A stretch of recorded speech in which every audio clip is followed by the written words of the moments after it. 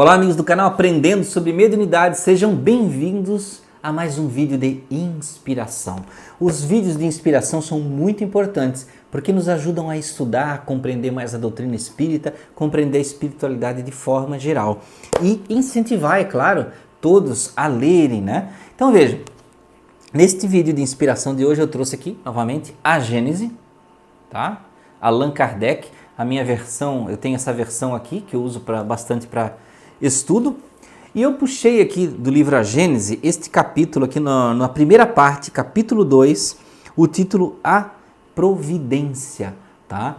E nesse título nós vamos falar um pouquinho aqui sobre a percepção de Deus, né? Como Deus percebe o mundo, mas vejam bem que isso também é um ensaio, tá? Então vejam bem, não é exatamente. E nós vamos entender no texto, vamos ler para entender, né? A providência é o cuidado que Deus tem para com suas criaturas. Ele está em toda parte e a tudo vê e a tudo preside, mesmo as menores coisas, as mais insignificantes. É nisso que consiste sua ação providencial. Como pode Deus, tão grande, tão poderoso, tão superior a tudo, envolver-se com pequenos detalhes sem importância, preocupar-se com os menores atos da nossa vida e com os mais íntimos pensamentos de cada indivíduo? É uma pergunta que o incrédulo se faz e de onde ele conclui que, ao admitir a existência de Deus, a sua ação deveria ficar restrita às leis gerais que regem o universo. Isso para que o universo funcione por toda a eternidade, uma virtude dessas leis, às quais toda criatura se acha submetida no seu dia a dia, sem que seja preciso a intervenção contínua da providência. Ou seja, ele está dizendo que supõe-se então que automaticamente obedecemos às leis. Então Deus não precisa ficar tentando entender cada coisa, né? Se a gente dá uma topada na rua, se aquilo é karma, se não é karma, teve culpa, não teve culpa, existem leis naturais de ação e reação, tá? Parágrafo número 21, só lembrando que tem parágrafos, tá? Tem definições de parágrafos aqui. Os homens, no estado de inferioridade em que ainda se encontram, só com muita dificuldade conseguem compreender que Deus seja infinito. Por serem limitados e circunscritos, eles entendem que Deus também seja assim. Esse é o motivo pelo qual eles também atribuem a Deus a forma humana. Então é daqui que vem também esse entendimento que Deus tem a forma de um homem, né? Tem até o lado do machismo, porque que Deus sempre é homem, né? Os quadros em que Deus é pintado com a forma humana contribuem para difundir esse erro no espírito das massas, que dão mais importância à forma do que ao pensamento. Para a maioria, ele é um soberano poderoso sentado num trono inacessível e perdido na imensidão dos céus. Então um velho barbudo, de barba branca, sentada, olhando só para a terra, né? Ele não olha nem para o universo, ele só olha para a terra, para ver o que o ser humano está fazendo aqui, né? Como as faculdades e as percepções dos homens são limitadas, olha que importante, eles não conseguem compreender que Deus possa ou se digne a intervir nas pequenas coisas. Então, um dos defeitos de nós tentarmos entender um pouquinho de Deus, né, é uma pretensão nossa tentar entender Deus, né? Um dos defeitos é a gente tentar comparar Deus com o homem. Quando a gente fala aqui lá na Bíblia que Deus criou a imagem e semelhança, não é exatamente dessa forma, né? Nós somos Deus é um homem sentado num trono, então é igual a gente, tem pernas, braços, olhos. Não é bem assim. E aí vem muito lá dos tempos mosaicos, aquela coisa que Deus ficou irado, né? Aí tinha o Deus da guerra, o Deus disso, o Deus daquilo. Cada vez Deus tinha um comportamento diferente. Deus tinha os seus pensamentos lá, né? E mudava de humor. Número 22. O homem, por ser impotente para compreender a essência de Deus, só pode fazer dele uma ideia aproximada, com a ajuda de comparações necessariamente muito imperfeitas. Essas comparações servem ao menos para lhe mostrar a possibilidade daquilo que, à primeira vista, lhe parece impossível, ou seja, ter uma ideia mais correta da divindade. Olha o que ele diz aqui. Vamos supor, ele vai fazer uma conjectura, supor, não esqueçam disso, suposição. Um fluido muito sutil, capaz de penetrar todos os corpos. Não sendo inteligente, esse fluido atua mecanicamente apenas por meio das forças materiais. Porém, Se imaginamos esse fluido dotado de inteligência, com capacidade de percepção e sensibilidade, ele não vai mais atuar às cegas, e sim com discernimento, com vontade própria e liberdade. Ele poderá ouvir e sentir. Então imagine um fluido que permeia as coisas.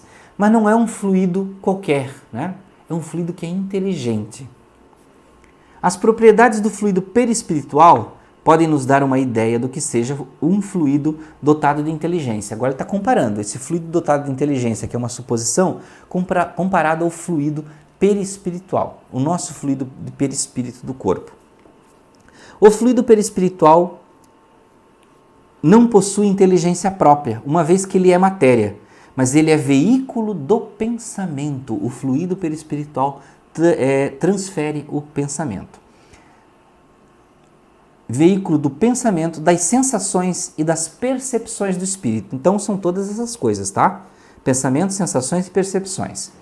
O fluido perispiritual não é o pensamento do espírito, mas ele é o executor e o intermediário desse pensamento. Ele transfere tudo para o nosso corpo carnal, né? Por ser o fluido perispiritual quem transmite esse pensamento, ele fica de alguma forma impregnado do pensamento transmitido. Por não termos possibilidade de isolar o pensamento, ele nos dá a impressão de que se junta com o fluido perispiritual para formar uma coisa só, da mesma forma que acontece entre o som e o ar. De maneira que podemos, por assim dizer, materializar o pensamento.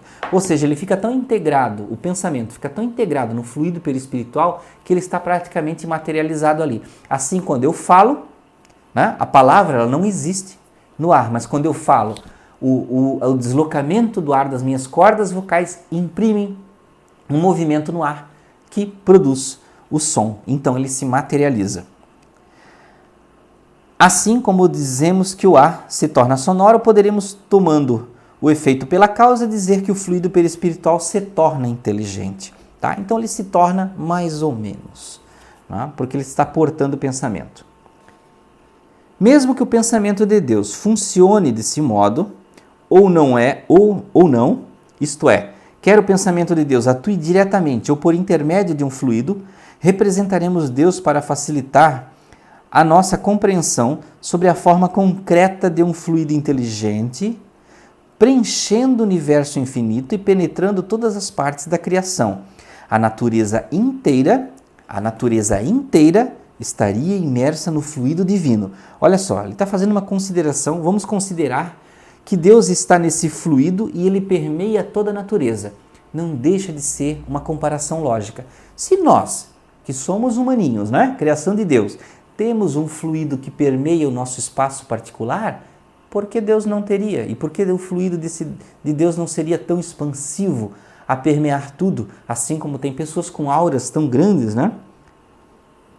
Ora, em virtude do princípio de que as partes de um todo são da mesma natureza e têm as mesmas propriedades que o todo, cada átomo desse fluido, se assim podemos nos expressar, possuindo o pensamento, ou melhor, os atributos essenciais da divindade, e estando esse mesmo fluido em toda a parte, tudo está submetido à sua ação inteligente, à sua previdência e aos seus cuidados.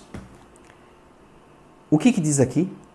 Deus está em todas as coisas, em toda a parte, o tempo todo, 24 horas por dia, em potenciais altíssimos. Deus permeia os seus dedos, as suas mãos, os seus pés, os seus olhos, os seus cabelos, o seu sangue, o seu coração, permeia os seus próprios pensamentos, permeia o fluido perispiritual que permeia o seu corpo. Deus o sobrepõe, ou seja, Deus nunca está distante de você.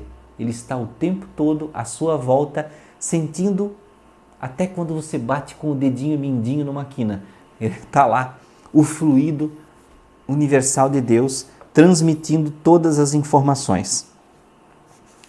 Não há um ser, por mais ínfimo que seja, que não fique de algum modo impregnado desse fluido. Assim estamos constantemente na presença de Deus. Não há uma só de nossas ações que possamos ocultar de seu pensamento.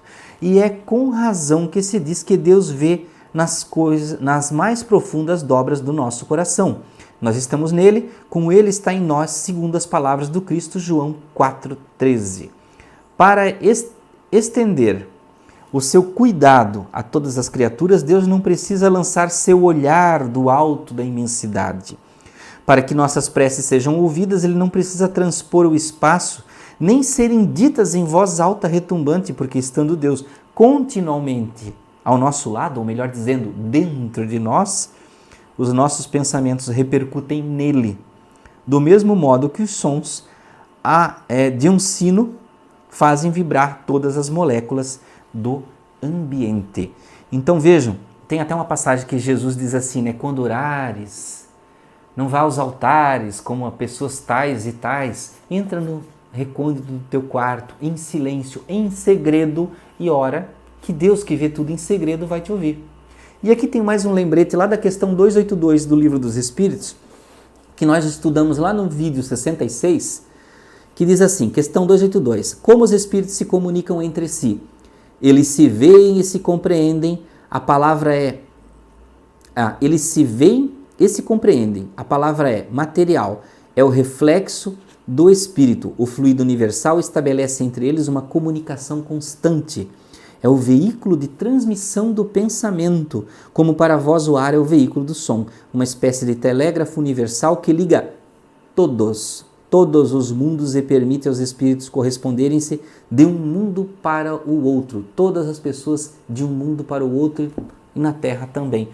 Se é assim com os seres humanos, porque não seria mais evoluidamente com Deus, tá?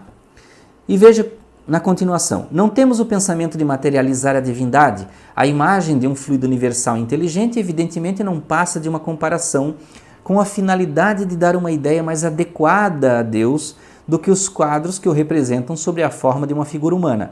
Ela tem por objetivo tornar compreensível a possibilidade de Deus estar em toda parte e de se ocupar de todas as coisas.